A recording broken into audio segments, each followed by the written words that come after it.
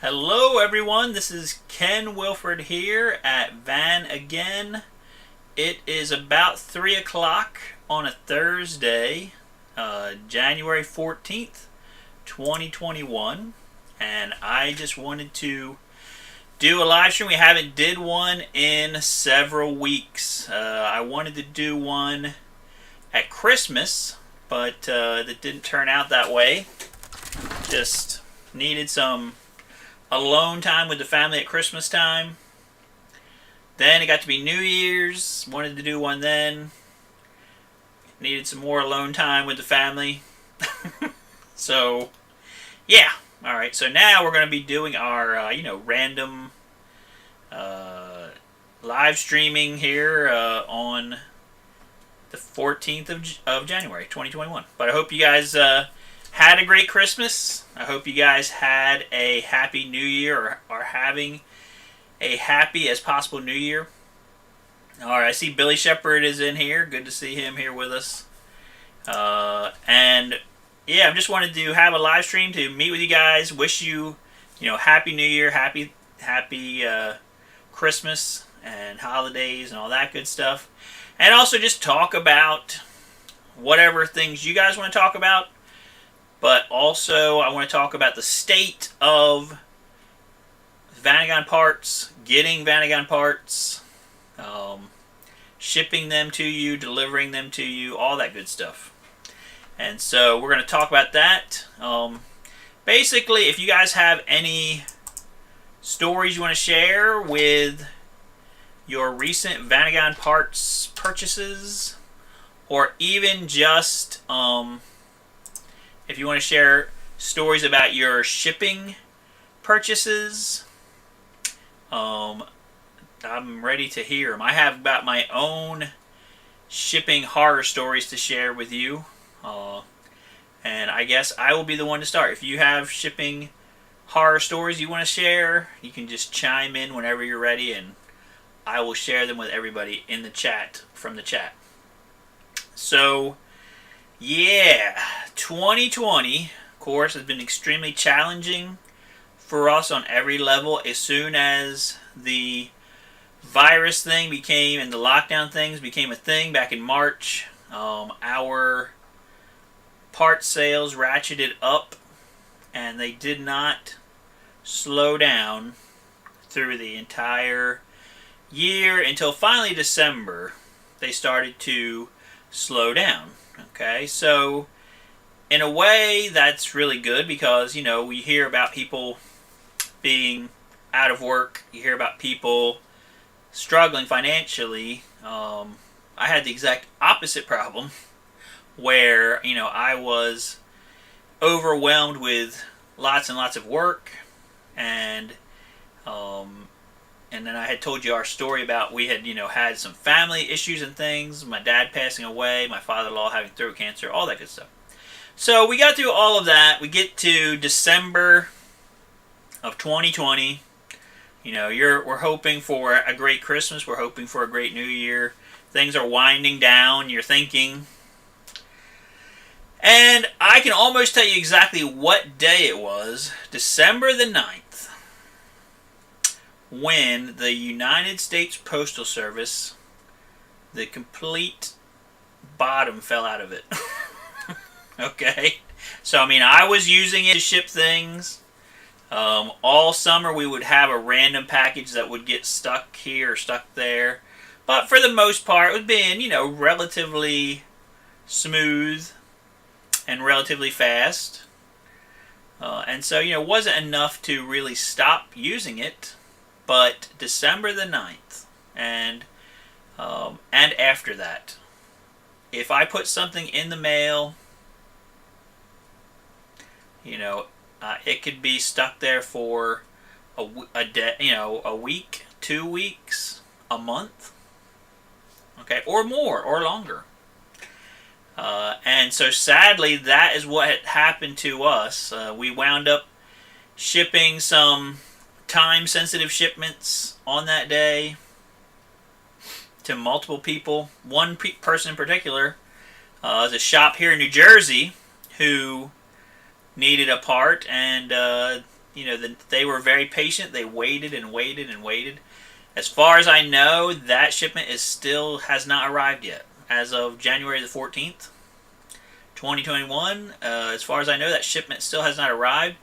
And one of the more frustrating parts with the way the post office fell apart is a problem that I started having probably in November, and then it got worse as you got into December, which is you would get an order, I would fulfill it that day or the very next day, put it in the mail, okay, and then it would go into their tracking system as label created, and that was it. And so, I'm doing everything on my side, getting it ready, packaging it, doing this, doing that, putting it into the mail. When my mailman comes here to pick it up, I hear him going boop, boop, boop, boop, okay? And yet, when you go into the tracking system, it says label created, and that is it. And I mean, I would get people calling me, when is this going to be here? I'm like, I mailed it the day you ordered it. Well, it says label created. It says that it's never even left your place. I'm like, oh, it's left my place. It has left my place. Okay? It is no longer here.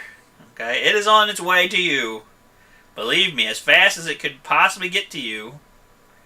And yet it wasn't. It was stuck in limbo somewhere. One of my customers sent me a picture of, because I sent him a package to Pennsylvania, where he lives is 2-hour drive from me. It was stuck in limbo for over a week. And then when it still said, label created and nothing else, it showed up at his house. Okay? So, yeah. So, I mean, this is just the tip of the iceberg with the horror stories that I've been having with shipping. FedEx, I've had some horror stories with them. Probably the biggest situation with FedEx and UPS is just they were loading the drivers down with so many deliveries that they would go do all of their rounds, and it would be like super late at night, like 10 o'clock at night, and they wouldn't be able to, they didn't do everything, and so they would go back to the hub. So you would try to track it. It would say it was out for delivery, and you get all excited, you're like, yes, this thing that I've been waiting on for several weeks is finally going to be here. And then when it's like, nope, it went back to the hub. And yeah, that happened quite a few times. I bought a 3D printer, and I was super excited about that. My wife was, will testify to this one, that, ordered this 3D printer from California. It was coming, and I think it was 3 different days. It was on the truck for delivery with FedEx. Got all the way to the end of the day. And it didn't scan back into the hub until like 10 o'clock at night. Because that's when they would take it back, So, I mean, this is all part of what has been happening with the state of shipping. The other big issue we've been dealing with, and I probably have talked to you guys about this already, is international shipping. Okay, international shipping. And, it's not for the faint of heart right now, guys. Okay, I mean, I've had multiple large shipments get stuck. And I don't even know how these guys who are doing container loads are dealing with it. Now, if you're coming in here and you want to share your horror stories, just tell me in the chat. Or if you have a question about Vanagons, tell me in the chat. I will be glad to respond to it. But yeah, multiple problems. I mean, I had a huge shipment, $7,000. That's huge for me. $7,000 worth of parts from the UK. Got to Philadelphia in about 2 days from the UK, which is normal. DHL. And then it just sat at the dock. And then it sat at the dock for a whole week. And then the next thing I see is out for delivery. I'm like, yes, finally. I mean, Philadelphia is 1 hour drive from me. 45 minutes to an hour. So it sat on the dock for a whole week. at the DHL hub in Philadelphia. Finally, it's coming. Okay, and I needed this stuff to fulfill a ton of orders. And then I get a message: the truck broke down. We have to reschedule. I'm like, what? Okay, I mean, this is a big order, so they needed like a box truck with a lift gate to deliver it. I think it was at least 2 pallets. Okay, so anyway, that's the message I get. So I'm calling DHL, talking to the people. I'm like, what's going on? They're like, I don't know anything, you know. So finally, a whole entire week goes by again. And my friend was calling DHL, the guy from the UK. He was calling me, yelling at him. Whole week goes by again, out for delivery. Okay, out for delivery. And I had called DHL. I'm like, I can come up there and pick this up. I can rent, a truck from Home Depot or something. Come up, pick it up, bring it here. No, we don't allow that. We don't allow that. Okay, so another whole week goes by.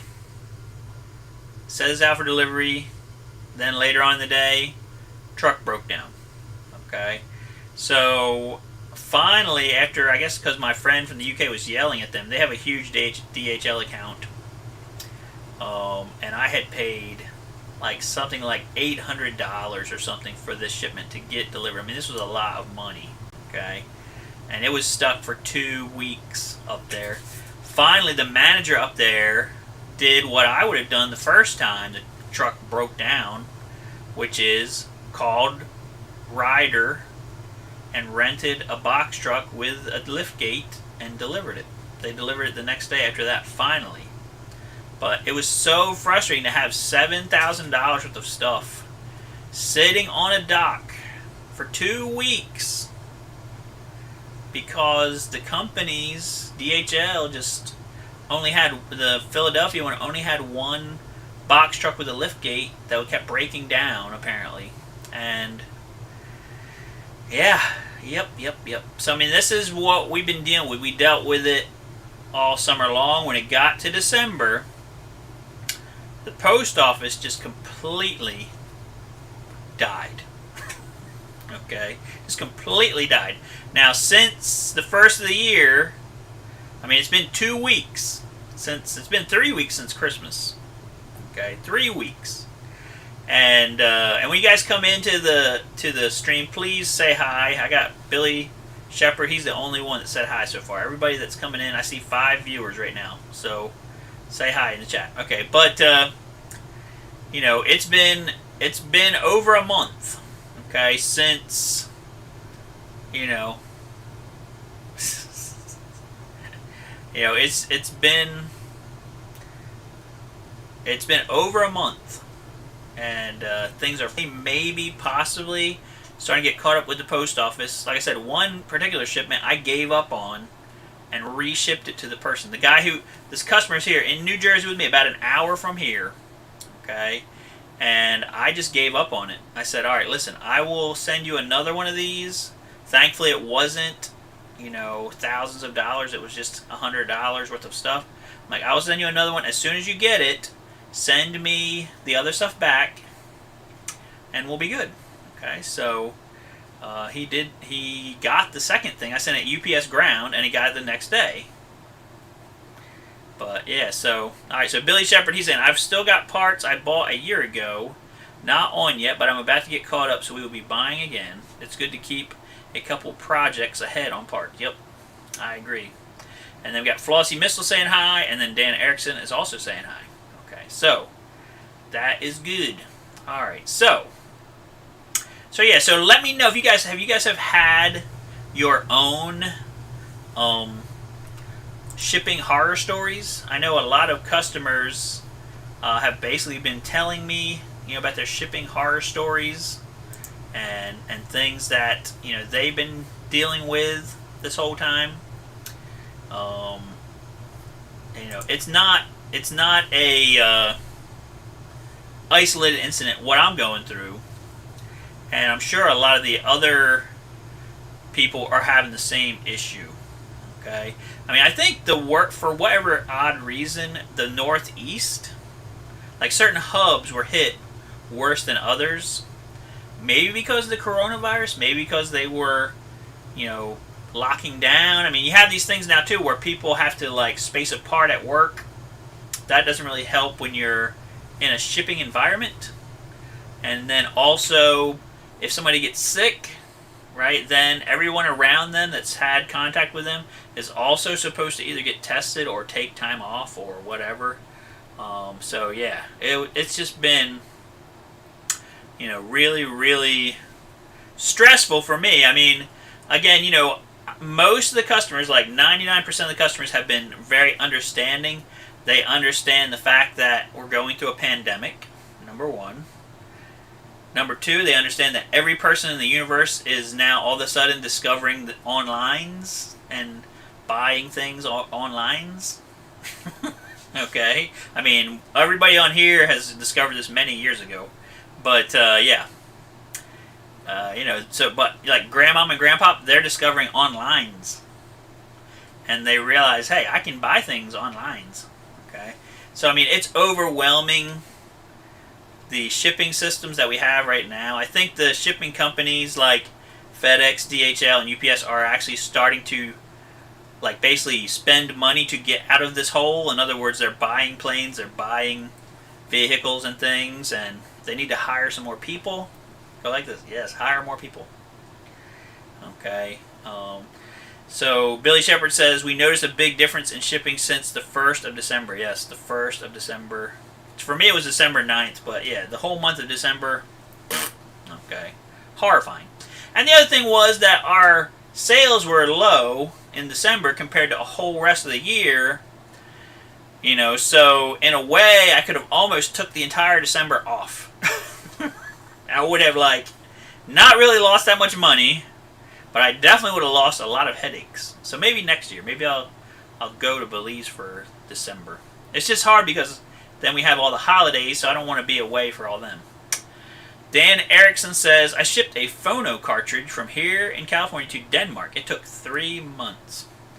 Yeah, it's very hit. I mean, before any of this happened, I would occasionally hit a big hiccup on shipping stuff overseas. I mean, one of my customers, he's a friend of mine in Belize. We usually always ship stuff down with the post office for him.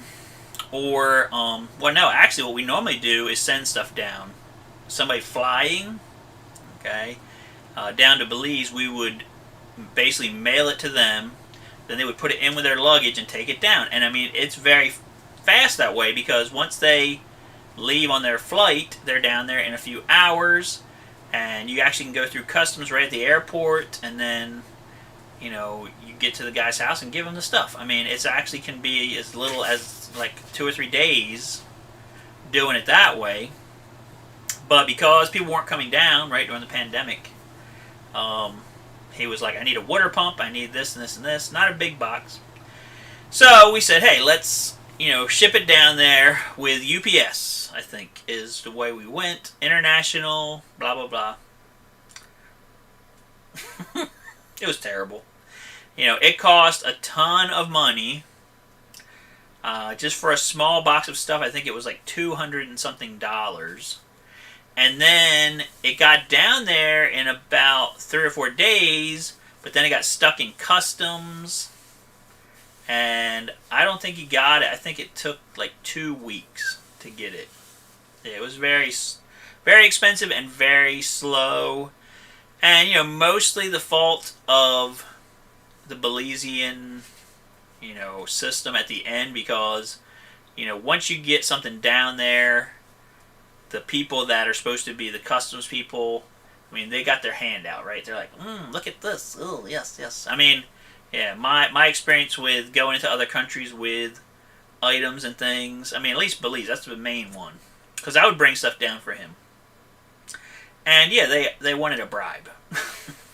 And they've even blatantly asked me for a bribe, Like, you would bring a thing down, the duty on it was like $125 or something like that. And I would calculate it ahead of time, knew exactly how much the duty was going to be. And the customs guy would be like, so, you go to the window, you give them, you give a little gift, and then you just leave. And I'm like, no, I can pay the duties and stuff. He's like, no, you go to the window, you give a little gift, and then you just leave. I'm like, just tell me how much the duty is, I'll pay it.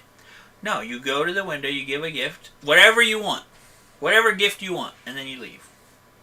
I'm like, oh, okay. So I went to the window, I didn't give anything, and I left. I mean, what do I want? I give nothing. I don't give bribes, okay? And I usually always paid, the duty. I don't give bribes. I don't encourage that, okay? I know my friend, he lives down there. He's like, you got to understand, this is how things get done. But anyway, I don't support that. But, alright, so let's keep going here. So, anybody else have any fun stories? I mean, the latest one I had, again, December the 9th, shipped a like $1,200 shipment to a customer. The bad part was, he was kind of like a moving target. He lives in his van full time. He's going here, he's going here, he's going here. So he's like, I need it by, 4 days into the future. So I sent it priority mail. Because usually that's 2 days to get to California, where he was. And yeah, it just went all downhill from there. It didn't make it there for like over a week. It did actually get there. And then once it got there, he had already left. So then I'm like, well, we can try to forward it to where you are now. And he's like, okay. So I mailed a label out there for the shop owner to put over top of the other label, put it into the mail. That's all they had to do, okay? But it didn't work. The shop owner refused the envelope. It says refused. I just got the envelope back today with the referral label in it. And then finally he just put the box, gave it back to the postman, and basically refused it, and then it made it all the way back to here. So anyway. Alright, so Dan's got a question. A non-shipping question. I think I have a slight fire ring leak on my 2.3. I'm going to change the head gaskets. In your opinion, is it easier to pull the engine and automatic transmission together or split them and just lower the engine to do the work? So I normally leave the transmission in the van and take the engine out. The automatic transmission, it's actually very easy to separate them. And the only thing you have to be careful about is I take a plastic screwdriver looking thing and shove it in from the top. You'll see this little window thing right on the transmission, and you'll see all these little fins that are on the torque converter. So I'll take a plastic screwdriver thing, it's like really more like a little plastic pry bar, and I'll shove it through that window into one of those fins so that when you take the motor and transmission apart, the torque converter stays inside the transmission, does not come out. Okay, so that's the only thing you gotta be careful about, and you also have to support the auto trans. If you're lowering it, you would either want to support it with a jack underneath, or you would want to, I usually use like a ratchet strap, hook it to the edge of the hatch opening, and then hook it to the transmission on one of the holes on the top, so you can slightly lower it. Like you take the motor down, you're going to lower the transmission on like an angle, and then you can drop the motor out, but you want the transmission to not be able to just go, boom, and drop down. One of my workers one time, this is when I actually had people working for me, right before I knew anything. This was like 20 years ago. He was under a Vanagon with an automatic transmission. We took the motor out, and the transmission was sitting like completely horizontal, almost like this. I think what had happened was, the transmission mount was so rusty and everything that it just didn't really pivot that much. It was holding it up. So he was under there doing some stuff and grabbing on the transmission and all this other stuff, and all of a sudden the transmission went BAM! And just came down and smacked him right in the forehead. And he comes out from under that thing, and he's like, oh man. I'm like, what happened? He's like, the transmission just fell right on my forehead. I'm like, are you okay? Just give me a minute. So thankfully he's okay. But yeah, scary. So yeah, so definitely, you take the engine loose. You take the torque converter bolts loose. There's 3 of them. Take them out. Okay. Take all the bolts between the motor and the transmission, okay, loose. Support the engine with a floor jack. Support the transmission with, like I said, a ratchet strap from above. Put a plastic piece through that window at the top and grab the fins on the torque converter with one of them in the very top. And then when you lower it down just enough so that the motor can come out, okay, and drop down, and then the transmission is still being held by the ratchet strap, and you're good. And the nice part about the ratchet strap too is, like, when you go to put the motor back up, you know, you can adjust it to line the two things up and go together. Because, yeah, lining up the water boxer engine and the transmission, they want to be right, you know, at the same exact angle and all that stuff. The automatic is a little bit more forgiving than the manual. I mean, on the manual, it's like, that was one of the big secrets that I had to learn. You know, you would go to put your engine in with a manual trans, and it would be like any slight, you know, difference in the angle, they wouldn't go together. Like the shaft, the main shaft, you know, wouldn't go into the clutch, and so you'd be sitting there going, and you would sit there for hours going, trying to get these two things. And what I found was ratchet straps. Hook them to the edge of the bay opening. Hook them to the edge of the hatch opening, right? Have one ratchet strap on the transmission bell housing, the other one on the engine where there's like that hole on the top. There's like a little hole to be picked up. It's right near the air box in the center. And then you can jack up the engine and adjust both ratchet straps as you're doing it so that the two things are like completely lined up, and then you just go shunk, and it just goes together. I mean, it's like so easy if you do it that way. If you do it the other way, you'll be there for hours and hours. You know, I can take a motor out, put it back in like 2 hours pretty much, and have it back in the car. It's not all hooked back up. I mean, the first time I did it, it took me like at least 8 hours and lots of frustration to put it back together. Alright, so I got Flossy Missile says, do you think it's worth the price to get a taller fourth gear during a trans rebuild? No. No. Unless you're living in Kansas or Indiana, no. Okay, because here's what happens. Any kind of incline whatsoever, you're driving with your nice fourth gear, any kind of incline, and you have to shift down to third gear. And if you're driving a long distance and you're driving in third gear, then you're just basically, you know, you're not getting any benefit out of the fourth gear. So I would just leave it be unless you're driving on long distances on an incredibly flat plane. Then it would be worth it. But if you're going up any type of inclines or mountains or whatever whatsoever, you're going to find out that you're actually shifting down into third now. Okay. We got Steve DeRuiter says, good afternoon. Good to see Steve out here with us. So anyway, so let's continue on. If anybody has any other questions, please definitely put them in the chat. If anybody has any more shipping horror stories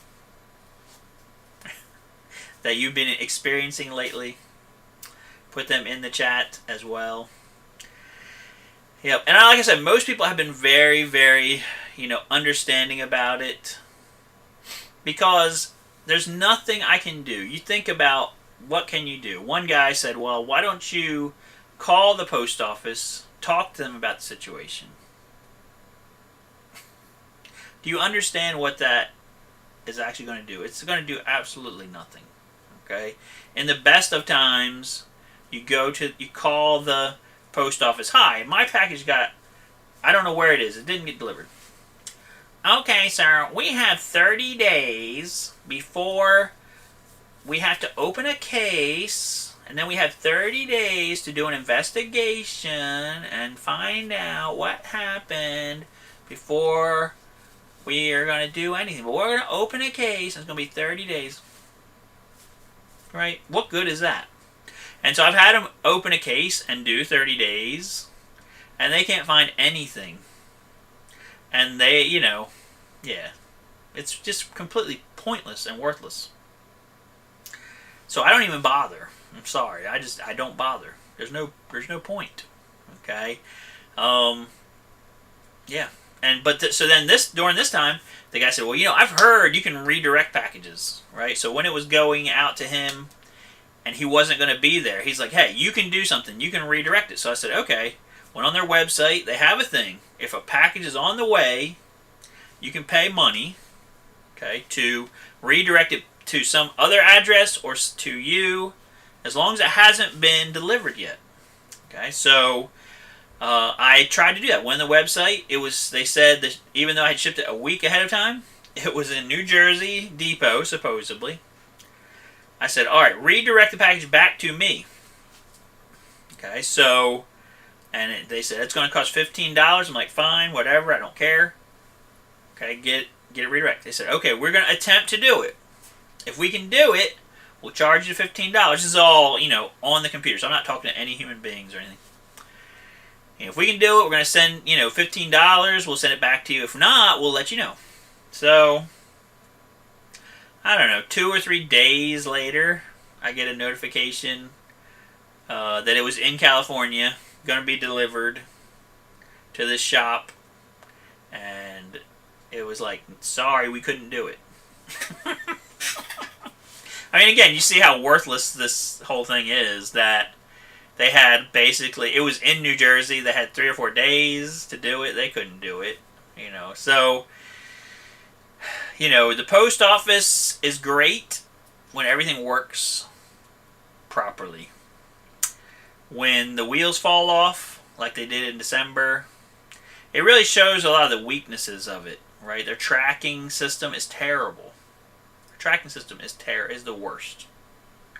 Okay, like I said, there's many times, even before any of this happened, I would have that problem where, I mail it and it says that it was just a label was just generated and that was it.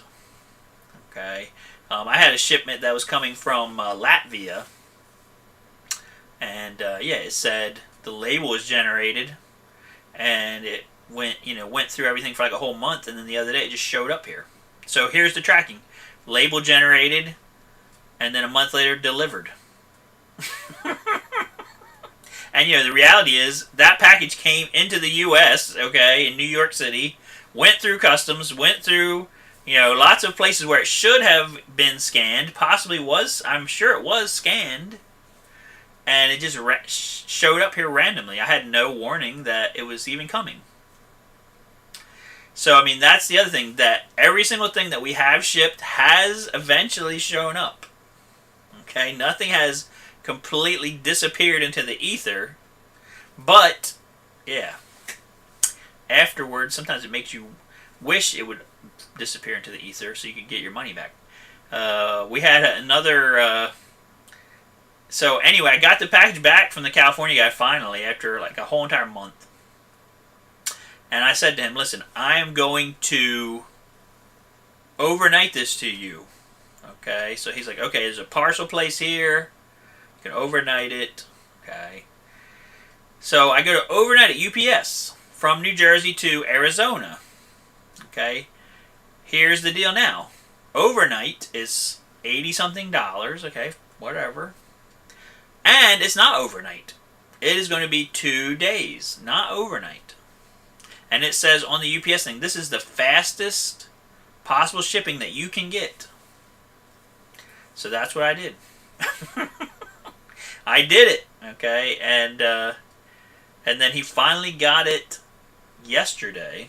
I saw the tracking that it showed up there yesterday. So I text messaged him. I said, listen, because this thing got to that level, where I put in a thing that I get alerts on my phone when stuff happens. So it arrived to the parcel place yesterday. I text messaged the customer, like, listen, it's at the place right now. He's like, okay, I'm in town. I'm going to go there right now and get it. I'm like, sweet, go get it right now. Okay. And here's the hysterical part. He calls me today. He's like, guess what? He's like, I went to go get it at the parcel store. And, we're going to say his name's Bob. I'm not going to expose his name on here. And I'm not saying nothing bad about him. But he's like,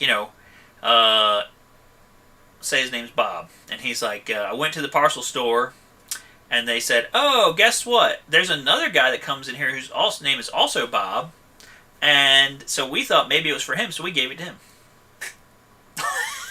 Now, it had his last name on it. It didn't just say Bob, okay? It said his full name on it. And they gave it to a whole nother person, and then the whole nother person took it home, I guess, or took it somewhere, opened it to see if it was actually really for them or something, and then said, oh no, this isn't mine, and brought it back. So that when he got it, when the real owner got it, they were like, so I hope everything's in there because, he opened it.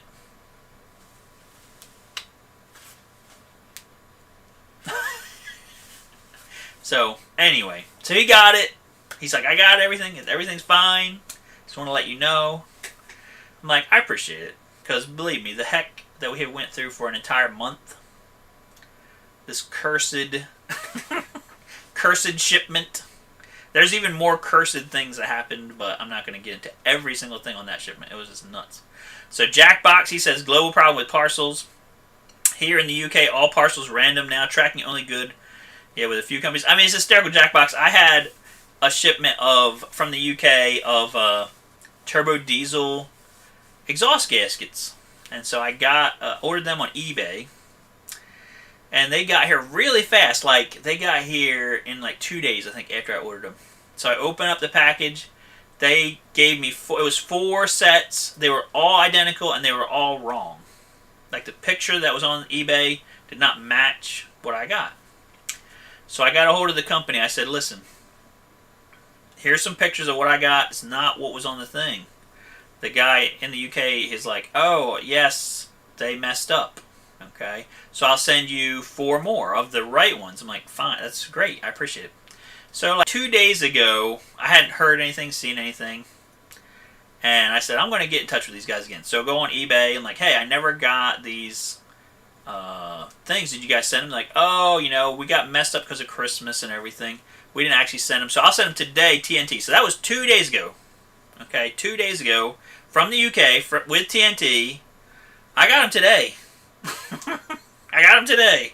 FedEx came and dropped them off. Okay, so yeah, I hear what you're saying. It's so random.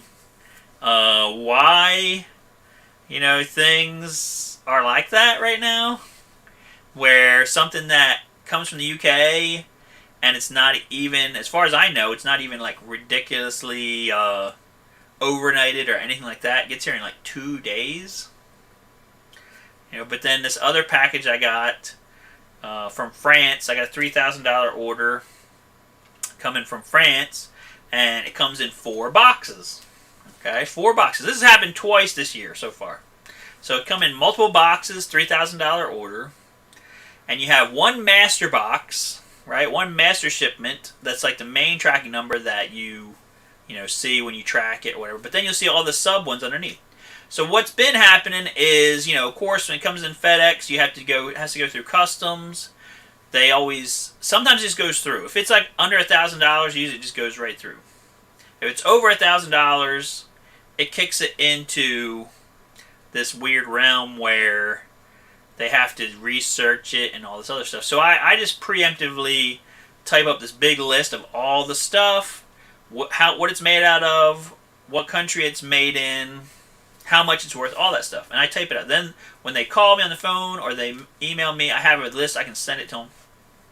So we took care of all of that on this shipment, 4 boxes. And within like a week, I guess, after the shipment, I got box number 1, which was probably about 75% of the stuff. Okay, box number 1. And, yeah, where's everything else? Where's the other 3 boxes? So I call FedEx. I'm like, I got, this 1 box of 4, but the other 3, where are they? And in the tracking, you can track them individually, but it says, one of them says they're clearing customs in Memphis. Another one says it's in Memphis. Another one says that it doesn't know where it is. It's clearing customs or something. Yeah. So, what happens? This particular time, this lady at FedEx says, I'm going to check on this and stay on top of this for you, and I will call you and let you know what is going on. I'm like, okay.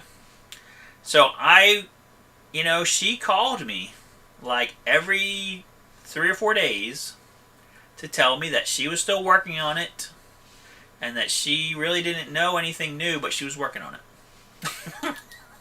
So I was kind of actually impressed by that. Okay, that they are starting to realize, that people are getting cheesed off about this stuff. And so randomly, I think 3 days ago, so after an entire month, 3 days ago, one of the errant packages just, boom, showed up. Okay.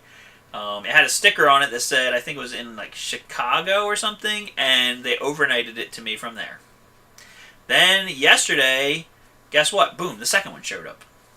Again, no notice, no nothing. I check the trackings like every day to see what's happening. Boom, that showed up. So I have one last one left. That is still there. I'm hoping that'll be here today, and that'll be done. I don't know for sure. You never know, but you can always pray. You can always hope. So, yeah, I agree, Jackbox. I mean, shipping internationally, unless you're at least buying $1,000 worth of items, it doesn't usually make any sense. Okay? I mean, that's why my orders are, $2,000, $3,000, $7,000. Okay? If you're at that level, it's not that bad. If you're at, $100 and the shipping is $50 or something like that, or $75, and you still have to pay duties on that too. Yep. It makes no sense whatsoever. Okay, it makes 0 sense. Alright, so anybody else have any questions? Okay, I know I didn't actually advertise this stream or anything, so there's probably people that are going to watch this tomorrow and be like, oh man, I wanted to come on there, but I was at work or something. I don't know. I'm sorry about that. I've been trying to work myself up to, being able to do one of these for a while. It's been an interesting month. Let's just put it that way. I mean, I'm not going to get into politics things, but politics things, bad. Okay? And on top of everything else, the virus things, and my dad passing away, it's just been rough as far as emotionally. My wife and I are kind of like, maybe we should just not care about politics like anymore. We don't, why should we devote emotions to something that obviously, other people don't care about either, so. Alright, Chinese axles versus German axles. Oh, that's a good topic. Chinese axles bad, German axles good. That's the TLDR version of that.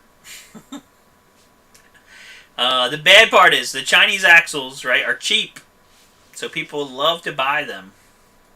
Then they love to throw away their old ones, their old German ones, in the trash.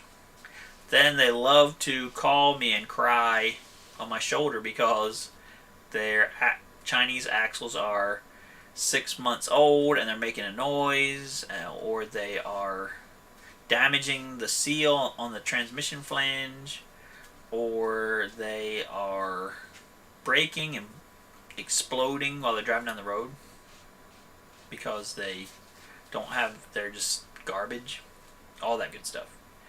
So, yep. Yes. Yep. So what you should do, if you have a manual transmission Vanagon, I can actually buy brand new Lebro axles and mail them to you, ship them to you.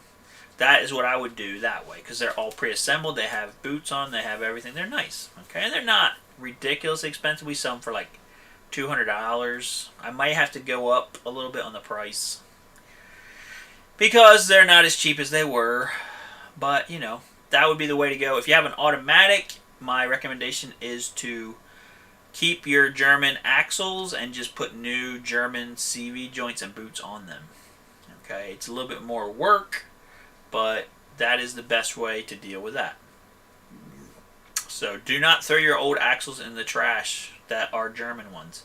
Because here's the problem. The Chinese axles that you can get, you cannot put the German CV joints on them. Okay, so they made them for those Chinese joints. They're not, the splines and stuff don't work. And so then when the Chinese joints go bad, you cannot put German joints onto it, and you probably can't even put Chinese joints onto it because, yeah, they're just a throwaway. Okay, so definitely save if you're going to go down the China road. if you're going down the China road, okay, save the German stuff somewhere, you know, and you most likely will need it later. Okay.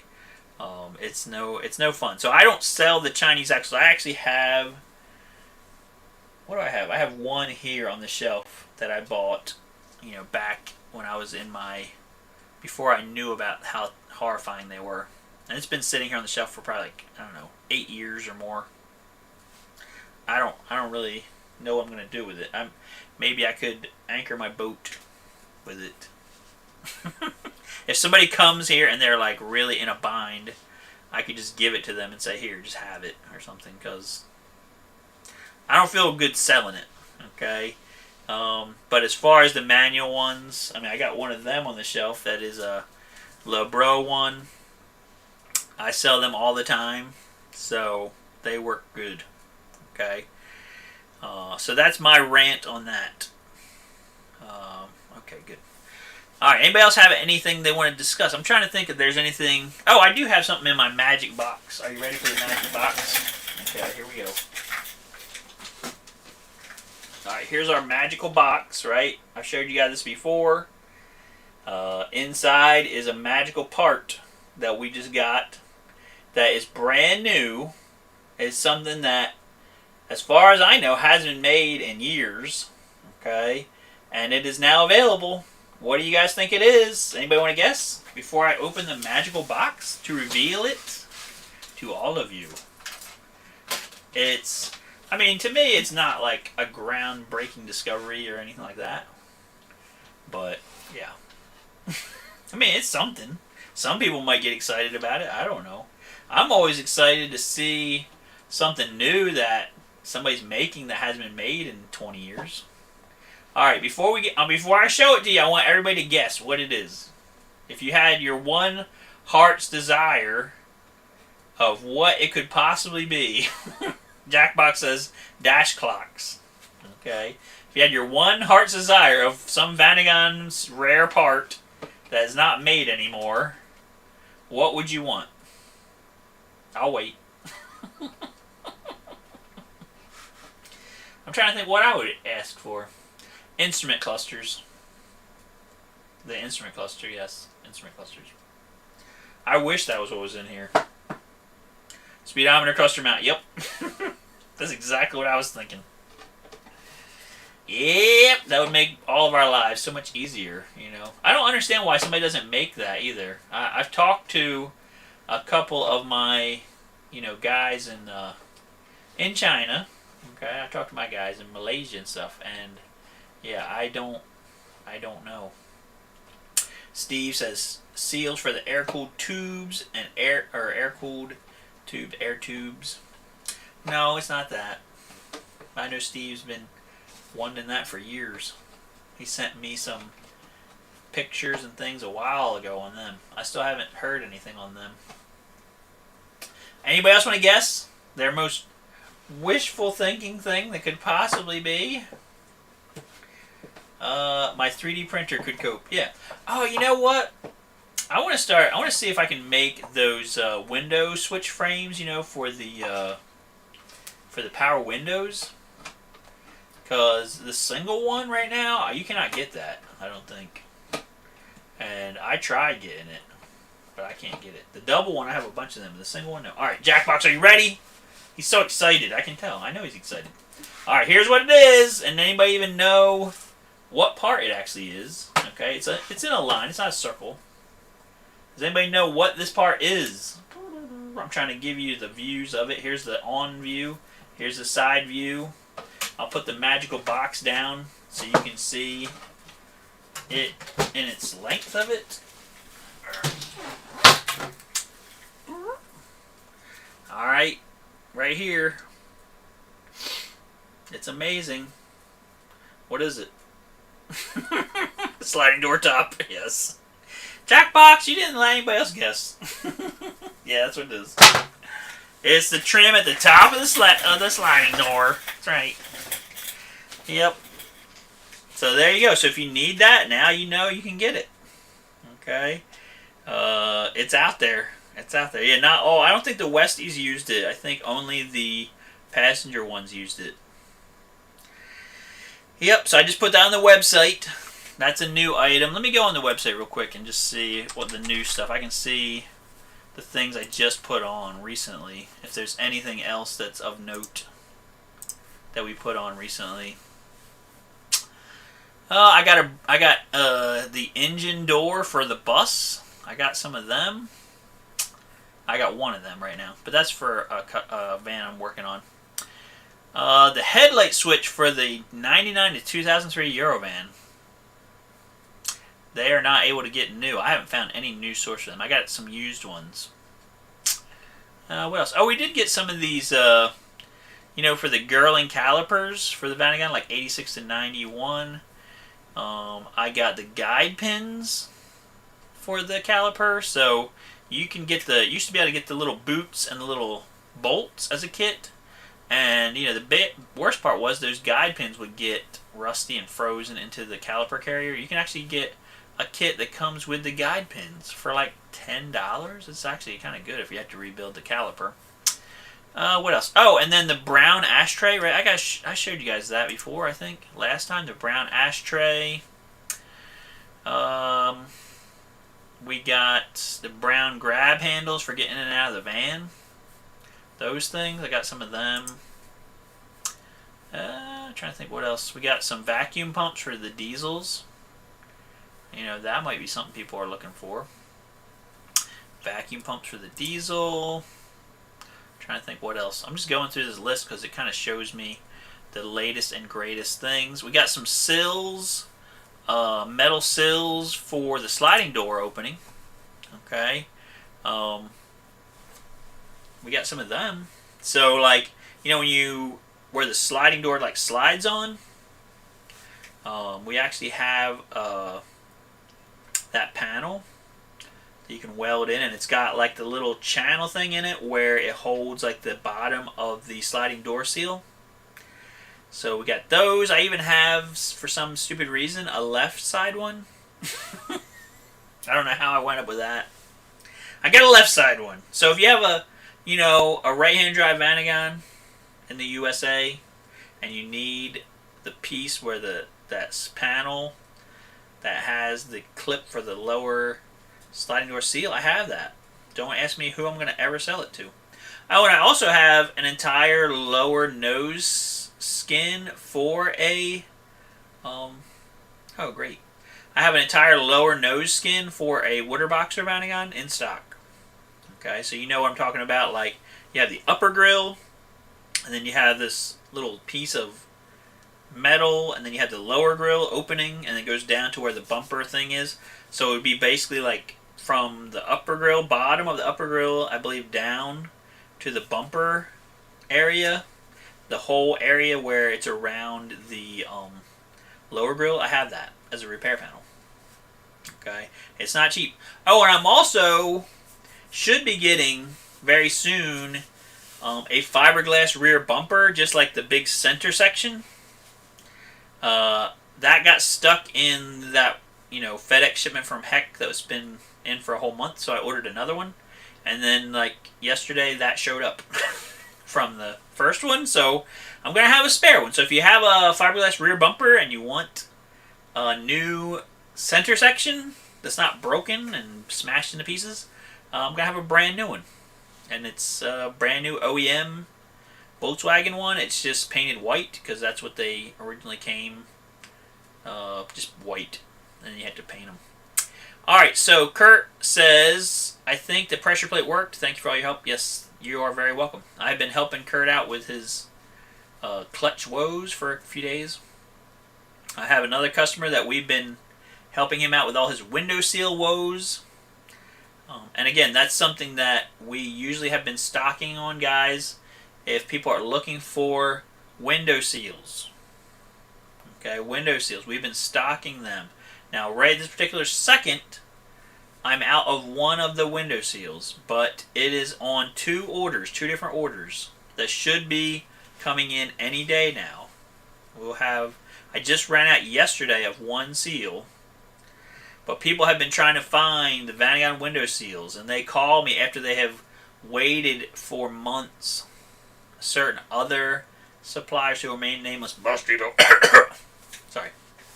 And they will tell them, oh yeah, we're getting it, and they haven't had window seals since the summer. I don't know why, but yeah, we have them. We even have ones that take their little plastic trim things. I have them. Okay, so if you need window seals, definitely let us know. Or if you know of somebody in like Facebook Vanagon group or something says, hey, I need window seals, say, hey, try Vanagon, because they got them. Okay, they got them. And we do sell them. But like I said, we get calls where people say, hey, I've looked everywhere, and I've been on back order for months for window seals. I'm like, I had it the entire time that you were looking for it. So, alright, so I guess that's everything I got for today. We're almost on an hour right now. Unless you guys have more questions or things you want to talk about. If you have a question or thing you want to talk about, I will stay on longer. But I just wanted to let you know. So all of the vendors, I'm sure, are struggling with this situation. Okay, with the, the shipping of things and that kind of thing. I mean, what I did on my site, let me see if I can do this or not. I did do something to try to address it. Okay. And so, if you look at our site, I'm going to try to go to the screen thing here in a minute so you guys can see things. And let's do this guy. I don't think he will be too mad. Okay, if we use him as an example. Alright, so I'm going to try to go to the screen grab thing. Let's see if it will work. And let me know if you can still hear me. I think I fixed it. Alright, so let's do this. Oh no, I'll go to it. No, we'll just do this. Okay, that. Alright, so now we are at our screen thing. Okay, this is our main screen of our website, Vanagon.com. You guys all know all about this stuff. I'm going to look on the thing to see if I'm actually doing what I want to do here. So when you're on our site, oh, you just saw things. Okay. When you're on our site, you say, Ken, I don't know. Where is my package? I need it. Where is it? Help me. Help me. I need it so bad. Okay. Before you call me on the phone, check your email. If you don't see it, check the spam folder, because a lot of times it goes into that. Don't ask me why. Okay. I get emails that are from Google that goes into my spam folder, and I use Gmail. Don't ask me why. Okay. Stupid. But you say, alright, I want to know things. I check my thing. I can't find anything. So you go to this thing up here. It says order status. Click on that. Order status. Okay. Then you go to this thing where it says get status. See that? Then over here it says order number. You put in your order number. So I'm going to put in this one for this customer. You click get status. Okay. What does it say? It says order number this. Order status is completed. The tracking number should normally be here if it's sending it like through the website thing. If I have to do it manually, it'll be here additional, and it says how is it shipping. So it has a track number right here. UPS tracking number. It says UPS ground. Okay. If I have to drop ship it from a supplier, it'll say that. It'll say completed. It'll say shipping notes drop ship from supplier. Okay. So what does that mean? That means, as far as I know, as far as I'm concerned, or everything else, it is on the way to you. It will be to you very soon. Okay. And you can check this anytime you want. You can check it in the middle of the night, 2 o'clock in the morning. You can check it, in the daytime. You can check it anytime, okay, that you want. and it will be amazing. Okay, so I'm just letting you guys know. This maybe some people will watch this and be like, "Oh, I didn't even know about this." Okay, this is the easiest way to check on your order. What is going on with it? If it says it's completed, that means that it's shipped out. Okay, if it says that it is, processing, that means it's not shipped out. And usually I'll email people and talk to them about why it's not shipped and all that stuff. So that's pretty much it, guys. I'm just letting you know. That would help me out so much if people checked that before they called, before they emailed me, before they chatted me at 2 o'clock in the morning. And all that good stuff. Okay, that never happens. It happens all the time. Alright, so I got Vanagon here. I hope that means you live in Chattanooga. I lived there myself for 2 years. Recent transmission rebuilt, clutch replacement can't engage the gears with the clutch fully depressed. I have to only press in the clutch 2 inches. Ugh. That's weird. Why would that be? So you can only press it 2 inches and then something's not right. One of the measurements or something is not right. Because when you push that pedal in the front, back in the back, it's moving like a really small amount. Like it's moving like half an inch to an inch max. Okay, so yeah, something weird happened in the clutch, I would guess. Okay, yeah, it's very strange. You can only do it 2 inches and then it engages. It's like it's engaging too much somehow or something. Yep, I'm thinking you might have to take that back apart and take a look.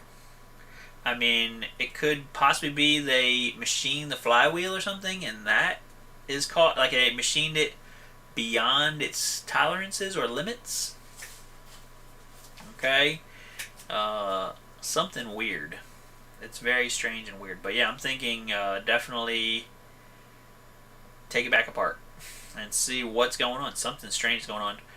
I'm trying to think what else it could possibly be. I mean, normally when you push it in, it just goes in so far and it releases, and if it's doing that, why wouldn't it just disengage completely? Steve says, how about getting some transmission tools from that guy in Italy to sell on the site? Okay, I don't know who that is. Or what tools are we talking about? Like transmission rebuilding tools or something? I'm not sure who that is. Okay, Subaru 2.5. Okay. I see. Yeah, it's something. The clutch and the clutch flywheel combo. I'm not even 100% sure exactly how that works on the Subarus. I'm assuming it's very similar to the Water Boxer situation, but my Subaru conversion install stuff is pretty much 0. I did like almost every single other conversion you can imagine, but not the Subaru. So yeah, I would call Small Car and ask them, because I bet you they have dealt with this before, and they pretty much could tell you exactly what it is. Yeah, that's what I would say to do. This kind of situation. I mean, you could do a thing where you put a block behind your clutch pedal so that it can't possibly go down too far. You could like kind of rig it that way temporarily, like a piece of wood or something, and just put it on the firewall behind the clutch pedal, and then you can only push it so far, and then it'll just go that far and stop. Alright, that's my that's my Jimmy rig idea on it. I mean, but I would like to know, if it was me, I would like to know why it's doing that so that I could fix it for real. So that's my advice, Vanagon. Call Small Car, ask them, and they will probably say, oh yeah, that happens when this one part isn't made exactly right or something, or whatever. That's what I'm thinking is going to happen. Alright, so that's good. Alright, so I showed you guys the order status thing. I've actually showed you that before. I'm just trying to get the word out on it so people can use it, enjoy it, love it, embrace it. Because, you know, it saves everyone so much time. If I had all my where is my stuff time back, it would be back in the end of November right now. Like, I could time travel back to, you know, November or something, and be sitting there just relaxing with like a nice cup of coffee and, you know, watching like MacGyver reruns or something. I mean, it would be amazing. It would be like a way less stressful December. I mean, you don't want to know. You know, it's frustrating for all of us vendors to do everything right. Right? You get the order, you ship it on time, you have the labels correct, everything's correct, all the stuff in the box is correct, and then you're getting yelled at because of something that's completely out of your control, right? And you understand why people are yelling. They're mad because they didn't get their items. They paid for their items. They want their items. I mean, I want them to get their items, okay? The thing you have to understand is that, you know, yeah, I would love for every person for me to, like, do everything I'm doing, and then, like, 20 minutes later, them to get all their stuff. I mean, if I had my dream wish, that's what that would be. Okay? I'm not sitting here going, oh, I know what would be amazing today. Let's make sure that this guy's stuff doesn't show up for an entire month. No. No one does that. Okay? And, you know, everyone wants things to go smooth. But here's the difference. When stuff goes not smooth, okay, as a vendor, you do what you can. See if you can figure out something or whatever. Most of the time, you can't do anything.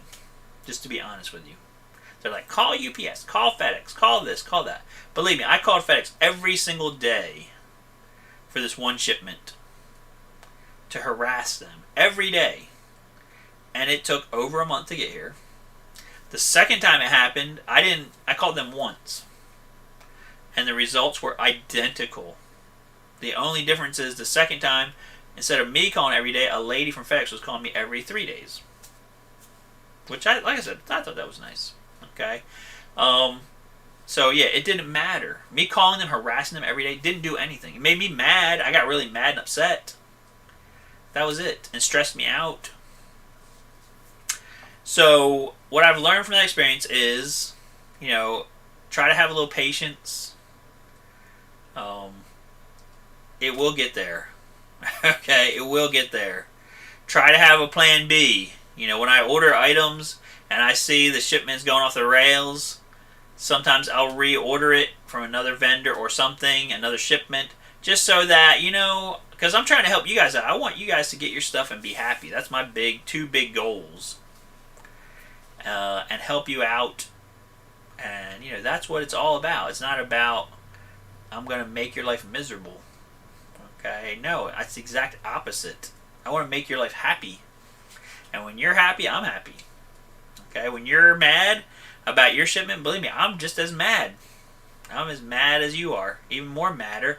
Because I did everything right, and I'm getting yelled at for it, or you're mad at me, or you're, you know, like, where's my stuff? And I'm like, I don't know.